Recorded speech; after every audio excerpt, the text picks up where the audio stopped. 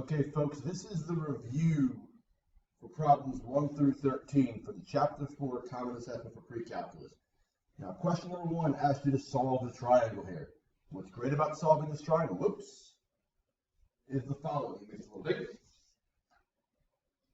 What's great about solving this triangle is the right triangle. How do I know that? That right angle in the corner there. That allows me to use the simple definitions for sine, cosine, and tangent. So to find angle B here, angle B, we simply go, the sine is opposite over hypotenuse, 7 over 12.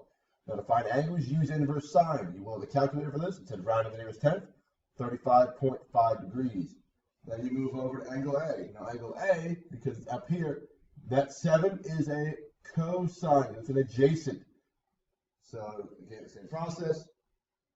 And you use your wonderful and glorious inverse trig. Now, for side CB here, or side A, it's opposite of angle A, right here. What you've got to realize is that's good old Pythagorean theorem. How can I use Pythagorean theorem? It's a right triangle. Problem 2, same concept. To find the hypotenuse, you simply use Pythagorean theorem right here. Then solve. Less than 5 or 10. If you have the decimal equivalent, also acceptable. Now, for angle A, you have opposite and adjacent. That's a tangent problem. Same with B. A tangent problem. Inverse tangent for both of these items, A and B, and solve. What's great is you know that your angle measure should add up to 180 degrees, which both of these do, because you add those two up, and then add the 90-degree right angle. Problem 3, convert each degree measure into radians. The conversion factors you will have to memorize, you need to know it's pi over 180. Simple way to think of it, radians have pi in them, so pi should be up top. And simplify it down. Number 4 here, again, you simplify this down, convert each radian measure into degrees. Well, in that case, what you've got to realize is the following. I don't want pi anymore, so a pi's got to be in the bottom here. Multiply straight across, and you can cancel. Because you don't want to multiply 7 times 180 divided by 6. Take 180 divided by 6, that's 30 and 1, multiply negative 7 by 30, and you get negative 210. Don't forget that degree symbol there, folks. Here, Bobby Flay is working on top of the building, marking stakes. He knows the building is 232 feet tall. That's this distance right here. Alton Brown is 300 feet away from Bobby's building. That's the distance from Alton Brown to the building right here. That's adjacent and opposite, tangent problem, and you're looking for the angle that Bobby Flay has. So inverse tangent gets you that 2 decimal places, please. Over here, Nico Megaludis, great gentleman, kind of tiny. Zip line, he has 278 feet of zip line. That goes right here. That's where the information's coming from. 167 feet from the building, right down here. That would be inverse sine.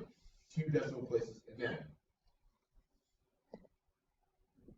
Find the arc length. Now remember, arc length you must have memorized. That formula is S equals R times theta. Theta must be in radians. So convert and multiply. Now notice, units were given here. Units must be given down here. And also the decimal approximation would work. Okay, find the area of each sector. Sector area, again, memorized. A equals 1/2 R squared theta. Now, theta is 90 degrees. That's an easy conversion. That's actually on a unit circle. Substitute in and solve. Again, units given in feet must be returned in feet, or the decimal approximation here would also work. Now, this one, you need to figure out what this is doing. Remember, this right here says I'm moving pi to the left because if that's a plus, you go opposite, and that's a period shift.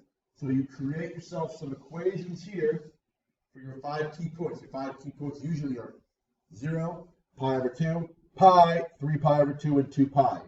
You then slide those over to the left. and draw your sine graph.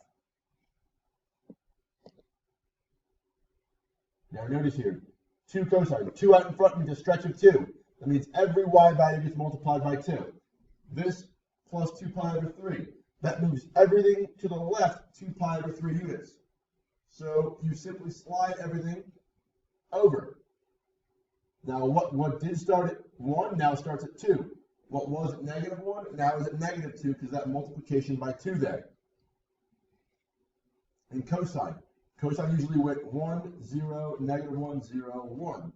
Now it goes 2, 0, -1, 0, 2. With my 5 key points there. Now notice here. Tangent. I move left 5 pi over 3 units and then move down 2. Tangent consists of just zeros and asymptotes, remember? So I slide my 5 key points left. And instead of being at 0 up here like it would have been, it's now down at -2. And then you draw your smooth curve. Tangent moves up and to the right and down to the left.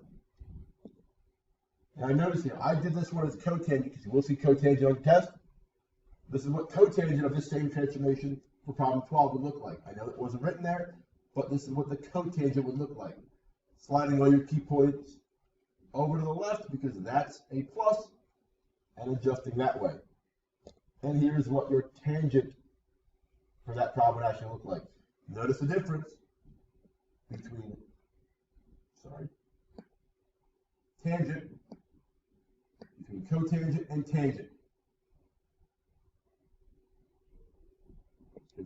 Cotangent of the same problem and tangent of the same problem. Now number 13, secant or cosecant. Those are the ones where you draw this because remember this right here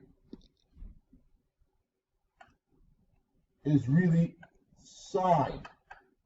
So I'm graphing 3 sine of this.